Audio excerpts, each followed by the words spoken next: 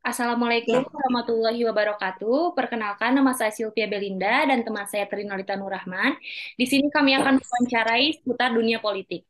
Mengingat generasi muda di Indonesia masih sangat rendah dalam berpartisipasi di dunia politik, terutama untuk menjadi anggota atau menjadi pendukung partai politik, untuk memperjuangkan kepentingan masyarakat tentunya. Maka dari itu, kami mengundang salah satu narasumber yang dikenal sedang memperjuangkan kepentingan masyarakat. Baik, langsung saja kami persilahkan Bapak untuk memperkenalkan diri. Terima kasih, Izin. Assalamualaikum warahmatullahi wabarakatuh. Wah. Selamat sore, karena saya dari Nasdem, salam restorasi. Nama saya Haji Agus Wilianto Santoso, sarjana hukum. Usia saya sudah cukup tua, sudah 63 tahun. Saya alumni dari UPI Bandung, IKIP sekarang yang di Ledeng, dan Fakultas Hukum di Uninus Bandung. Kalau aktivitas dulu saya sebagai PNS, pegawai negeri sipil, guru SMA, dan dipecat tahun 90 sebagai PNS karena masuk dunia partai politik, yaitu PDI Perjuangan, saat ini PDI. Lalu pernah menjadi anggota DPRD di kabupaten 2 periode, di provinsi 2 periode, calon bupati di Kabupaten Sumedang juga pernah kompetisi.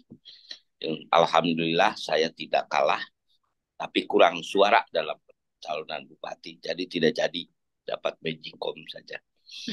Itu yang kedua, saya punya istri, satu, anak empat, semuanya sarjana, alumnis dari Unpad. Dan sekarang sudah bekerja di Sekwan. Alhamdulillah pada hari ini sebetulnya saya orang Bandung, Jatinangor. Tapi hari ini saya tinggal di Kabupaten Pangandaran, yang ditugas sebagai pimpinan partai politik, yaitu Partai Nasional Demokrat atau Partai Nasdem. Itu saja barangkali perkenalan singkat, Pak. Terima kasih. Ada koreksi, monggo silakan. Baik, langsung saja kita bertanya seputar dunia politik ya Pak. Boleh dijelaskan Ya. sedikit nggak seputar Partai Nasdem? Pertama, Partai Nasdem adalah partai yang awalnya itu adalah Ormas. Ormas Nasional Demokrat yang digagas oleh yang sekarang menjadi Ketua Umum, Pak SP, Pak Surya Paloh. Lalu menjadi partai politik yang sampai sana hari ini sudah ikut pemilu di eh, pemilu pertama. Alhamdulillah Partai Nasdem mendapat kepercayaan publik dan melayani rakyat yang mendapat nilai EP atau electoral threshold jadi lebih dari 4% yang sesuai dengan yang ditentukan oleh undang-undang. Lalu yang kedua, sekarang juga memiliki kursi dalam pemilu ini adalah 59 kursi di DPR RI. Tentunya sebagai partai politik yang tadi disampaikan bahwa peran dan fungsi partai politik adalah sebagai jembatan untuk berupaya mendorong terciptanya keadilan dan kesejahteraan bagi masyarakat, yang sampai hari ini Partai Nasdem terus bergiat dan berbenah diri dalam rangka membawa aspirasi masyarakat untuk mewujudkan Indonesia yang baru, Indonesia dengan semangat restorasi. Jadi Partai Nasdem adalah partai yang berajaskan Pancasila, dengan visioner adalah membangun Indonesia baru ke depan, sehingga berharap adanya perubahan modernisasi di Republik Indonesia. Tetapi intinya Partai Nasdem adalah partai yang berideologi Pancasila. Itu. Oke, baik Pak. Kan tadi kita sudah mengenal Partai Nasdem itu kan intinya tentang berideologi dengan Pancasila ya. Nah, kalau menurut Bapak sendiri, bagaimana sih Pak sistem politik di Indonesianya itu? Karena kita lihat ke ketentuan teori bahwa sistem politik itu adalah mengatur tentang hubungan antara kelembagaan negara yang, kalau ada Mbak tahu, masyarakat tahu bahwa kita mengatur hubungan antara kelembagaan negara dan kepentingan rakyat dengan tiga fungsi teori yang disebut dengan teori Montesquieu itu. hubungan antara eksekutif, legislatif, yudikatif, bahkan kalau di Indonesia lebih ada eksaminatif, ada BPK, ada Mahkamah Agung kan gitu.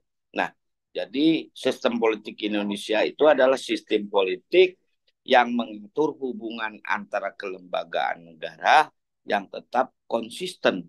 Acuannya adalah Undang-Undang Dasar 1945 yang hasil amandemen tetap di dalam pasal 28 itu mengatur sistem kedaulatan rakyat yang implementasinya sampai hari ini akan ada pemilu, itu adalah implementasi daripada Undang-Undang eh, Dasar 1945. Jadi sistemnya itu berkaitan dengan apa yang mengatur kepentingan umum, proses pengambilan keputusan, seleksi kepemimpinan, menentukan skala-skala prioritas dalam proses pembangunan. Itu adalah sistem dalam rangka mengatur tadi hubungan antar kelembagaan negara. Ya, tujuannya adalah untuk apa? Sistem itu adalah untuk welfare state, kesejahteraan daripada rakyat. Nah, negara Indonesia dan negara yang welfare state, yaitu negara kesejahteraan, sesuai dengan alinea terakhir daripada Undang-Undang Dasar 1945 itu sendiri. Begitu, Mbak. Ada yang lain? Baik, menurut Bapak, bentuk demokrasi Indonesia saat ini itu seperti apa, Pak? Demokrasi tadi dikatakan bahwa demokrasi Indonesia adalah demokrasi yang berajaskan Pancasila. Jadi demokrasi yang berajaskan kedaulatan rakyat. Kita lihat dulu demokrasi umum.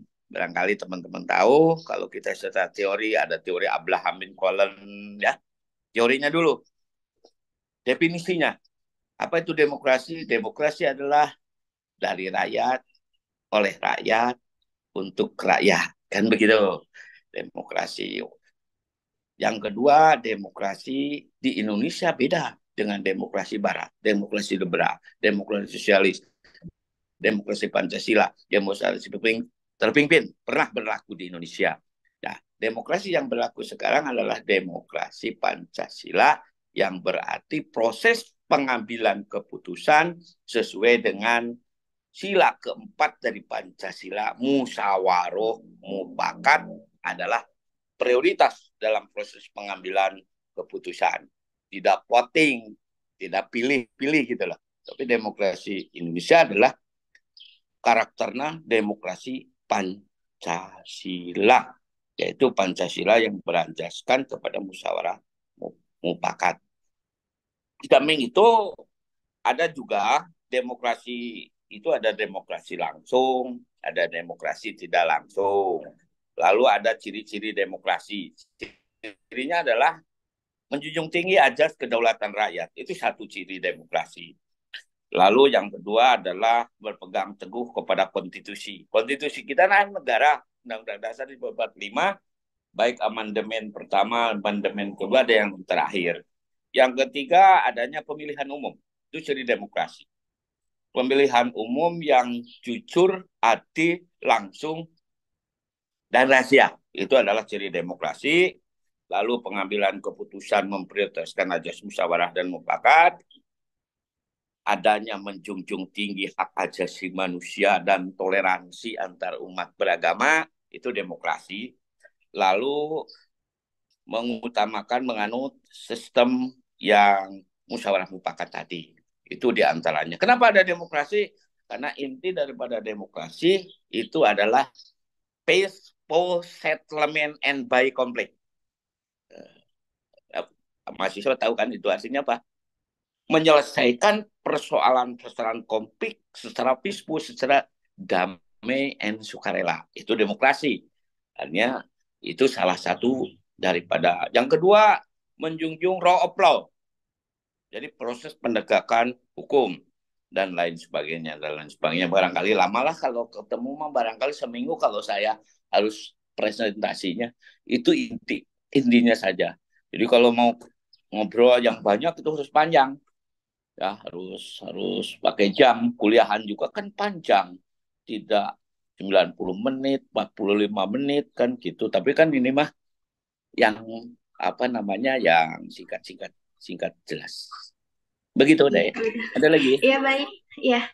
Nih kan kita ya Pak ya sebagai generasi muda, menurut Bapak perlu nggak sih Pak untuk mengerti tentang dunia politik di Indonesia? Ya harus dong, karena generasi muda Ya. adalah generasi harapan, generasi penerus, generasi yang meneruskan cita-cita kami bahwa Republik Indonesia itu didirikan oleh siapa? Itu orang muda. Soekarno, Sakhir, Supomo, Muhammad Jamin, Tan Malaka, Harus Saleh, itu orang muda saat itu. Ya, itu usianya di Ya, bawah betul. 30 tahun semuanya orang muda. Kalau orang muda sekarang tidak terjun menjadi ujung tombak kepentingan rakyat, yang tua begini kan tidak rela lah. Istilahnya apa yang dikatakan Bung Karno, aku minta satu pemuda daripada 1.000 kakek-kakek yang gaptek misalkan, kan tidak demikian. Itu jadi pemuda itu bukan menurut saya, menurut teori, menurut apapun, adalah harapan generasi yang akan datang, yang akan meneruskan proses pembangunan dan pengamanan negara Republik Indonesia. Sebaliknya, kalau pemuda nggak mau terjun ke politik, itu saya umumkan saja itu adalah pemuda yang tidak bertanggung jawab terhadap masa depan Republik ini. Terus, Ya, ada lagi? boleh kayaknya memberikan sedikit pesan nih Pak untuk generasi muda biar berani gitu turun ke dunia politik. Terjunlah anak-anakku, anak-anak muda, generasi penerus, berpartisipasi dalam politik praktis, bukan hanya politik teori. Mulai diawali dengan cara senang berorganisasi, masuk di BEM kalau mahasiswa itu masuk. Zaman sekarang, zaman dulu saya itu ketua senat, ya, lalu organisasi-organisasi lainnya di masyarakat juga terjunlah, berpartisipasi, gabung dengan gerakan hitung learning by doing, belajar sambil belajar lah begitu, terus menerus, termasuk berpartisipasi, terutama Partai Nasdem juga adalah partai, kalau toh misalkan beritahukan yang lain, gabunglah dengan Partai Nasdem dengan politik tanpa mahar. Nah, pemuda-pemuda kalau ikut Nasdem, mahasiswa itu nggak dipungut bayaran, justru dibayar, dididik, disekolahkan, kan gitu, supaya menjadi harapan ke depan itu pemuda-pemuda yang memiliki track record yang jelas dalam mengurus negara, masyarakat, keluarga, kan begitu. Jadi kalau pemuda-pemuda hanya main HP, apalagi judi online, nah sudahlah, ngengkang saja pindah ke sana, ke Israel, ya. Itu menurut saya. Jadi pemuda, saya berpesan, jadilah pemuda-pemuda yang tangguh, pemuda yang disiplin, penegak yang menjauhi hal-hal yang sifatnya bertentangan dengan norma, hukum, termasuk narkoba. Itu saja, Mbak. Sudah, Ya, ada baik lagi? Pak. Mungkin sudah cukup untuk pertanyaannya ya. Jadi aku mau menyampaikan sedikit aja buat Hmm? generasi muda lainnya. Kita pentingnya untuk mengerti dunia politik karena kita sebagai generasi muda pastinya bakal meneruskan jasa-jasa bapak-bapak Bukan ya. jasa-jasa, meneruskan Iya, langkah perjuangan iya perbuatan betul. para pemimpin terdahulu. Iya, iya, Kata iya. Mbak Soekarno dalam mendirikan Hmm, Republik ini, Sahlir, Supomo, Khairul Saleh, Tan hmm, Malaka, Muhammad Jamin, iya, ya itu semua iya, AKP Ngodibo, semuanya adalah pemuda waktu itu, kan iya. gitu. Kalau Mbah hidup Ah, waktu tahun 45 barangkali jadi Maria Ulpah, itu tokoh iya, wanita Indonesia. iya. Oke, Oke, siap Pak. Baik nih Pak, karena waktunya kita cukupi saja ya untuk wawancara ya, kali ini. Terima kasih ya, banyak buat Bapak yang udah menyempatkan waktunya dan sempat menunggu ya, waktunya mulai ya. Semoga ya. Bapak selalu diberi kelancaran ya Pak ya, serta kemudahan Dan dan sehat, sukses selalu ya, dan selalu ya. sehat ya. Dan sukses selalu juga ya untuk Bapak. Amin, terima kasih. Ya, amin. Ya, Iya selamat Bapak, terima berjuang kasih banyak. adik-adik. Selamat Ya. bergabung untuk kepentingan Iya, rakyat. Ya, Kalau iya Pak. dengan Bapak. Partai Nasdem, Insya Allah Hmm. akan diberi fasilitas. Ya, terima Amin kasih. Bapak ya. Ya, Terima oke. kasih Terima Bapak kasih, ya. Pak. Saya Ya, Trinalita pamit. Assalamualaikum. Waalaikumsalam. Wassalamualaikum. Nomor 5. Siap. Siap. Terima kasih.